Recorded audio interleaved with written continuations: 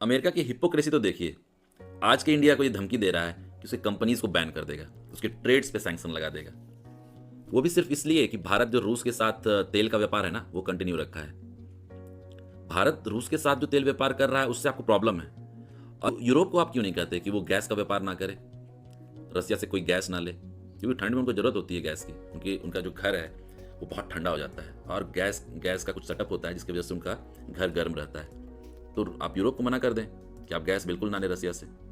पर ऐसा कभी सुना नहीं, कोई स्टेटमेंट आया नहीं कि अमेरिका यूरोप को मना कर रहा है। पर इंडिया को मना कर सकता है, क्योंकि इंडिया उसके सामने, इंडिया को वो पुराने वाला इंडिया मान रहा है कि हम इसको मना करेंगे और ये डर के जी हुजूरी में लग जाएगा और सारे ट्रेड्स बंद कर देगा। पर ऐसा होता नहीं दिख रहा, कोई फर्क नहीं पड़ रहा इंडिया पे।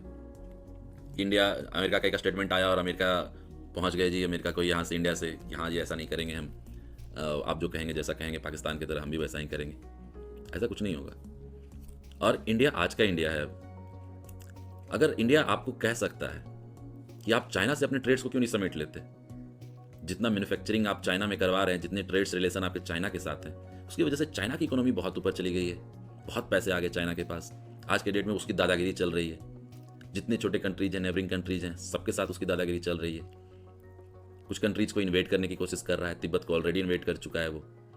भारत के साथ सीमा विवाद है, 14 कंट्रीज लगते हैं चाइना की सीमा के साथ और 23 कंट्रीज के साथ उसके सीमा विवाद हैं।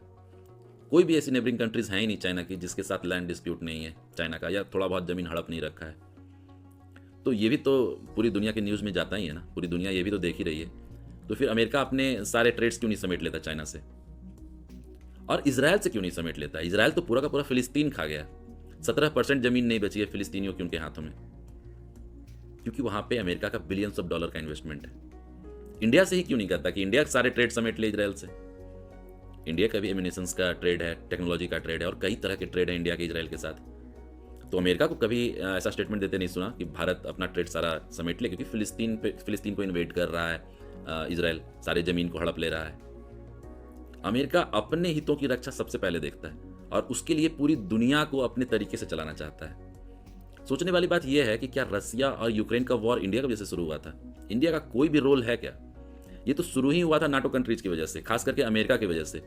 जब से जेलेंस्की सरकार बना के आई थी यूक्रेन में, उससे इतना ज़्यादा मैनिपुलेट कर दिया गया था कि आपको ज़रूरत नहीं है कोई न्यूक्लियर प्रोग्राम करने की, अपने एयरफोर्स को आप श्रिंक कर लो, जब ज़रूरत होगी तो नाटो सेना आपके साथ खड़ी होगी।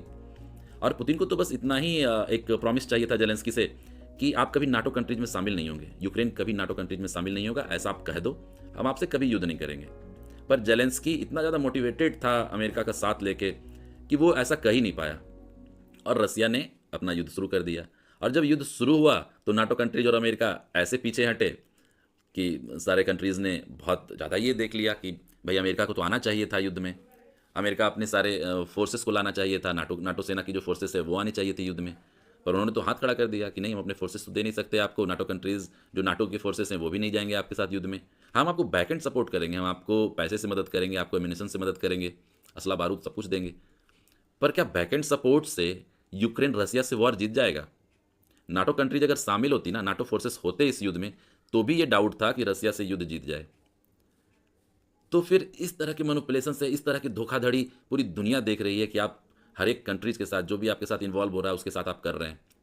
जब तालिबान अफगानिस्तान में घुसा था तब आपको अफगानिस्तान के हितों की चिंता नहीं हुई थी, आपने अपना सारा विमान उठाया और चल दिए, और करोड़ों के आप वेपन्स भी छोड़ के चले गए कि वो तालिबानियों के हाथ में आ जाए और अफगानिस्तान के हितों की रक्षा कर दे वो अच्छे से।